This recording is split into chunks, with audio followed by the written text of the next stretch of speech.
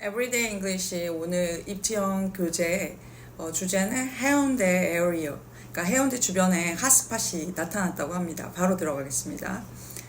There is a new tourist hotspot that is in the spotlight in Busan's 해운대 these days. An abandoned railroad has been given a makeover. It has ribbon as a walking trail and a green railway.